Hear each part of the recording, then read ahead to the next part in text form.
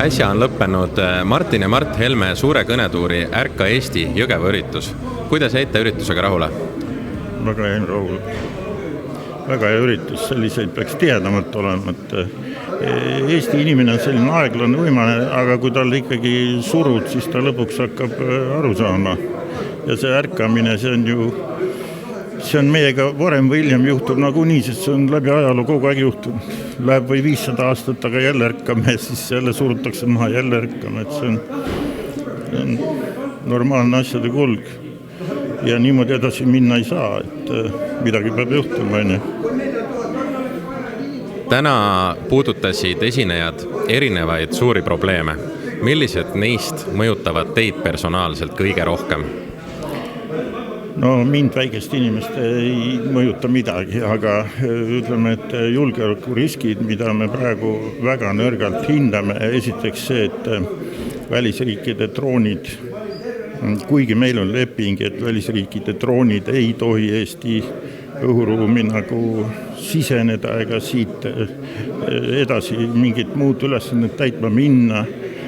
Seda lepingut ei täideta, see on otsene julgeolekurisk kõigile meile, mitte ainult mulle, vaid ka teile. Et kui Venemaa nüüd seda tõlgendab otseselt, et me oleme tänu sellele, et lubame näiteks Ukrainal läbi Eesti õhuruumi teha rünnakuid Venemaa vastu, see on suhteliselt paha lugu. See võib viia eskaleerumiseni, mida meist keegi ei taha, nagu siin Mart ütles, võib viia inimeste hukkumiseni.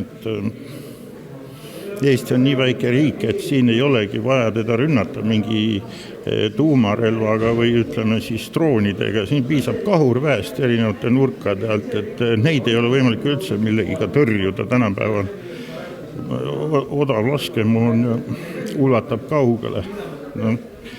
Et me oleme nii väike riik, me peaksime ikka natuke tagasi tõmbama selle välispoliitika koha pealt, et minu arvamus on see muidugi, aga minu arvamus ei huvita kedagi.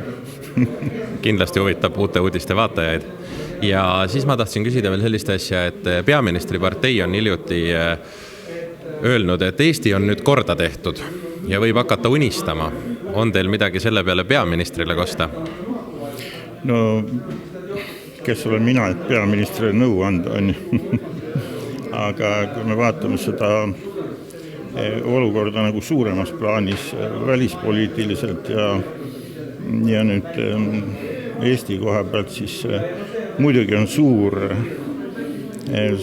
õnn, et me ei ole veel sõtta kistud ja korda tehtud, ütleme, eks plaane on kõigil rohkem olnud, kui on võimalik neid realiseerida. Kõige hullem olukord meil siin Eestis momendil ei ole, kui võtame muud maailma, kus on otseselt asi nagu jube kohutavalt õudselt jube. Aga midagi ilusat perspektiivis ei ole, kui meil see välisvõlg pidevalt suureneb. Ja nüüd me anname Ukrainale suure toetuse juurde, see raha tuleb meil kõigil tagasi maksta, see on maksumaksja raha ja kui meie välisvõlg suureneb veel seal paari miljardi võrra, siis on meil juba varsti on miljard nagu dividendideks vaja maksta ja see on probleem.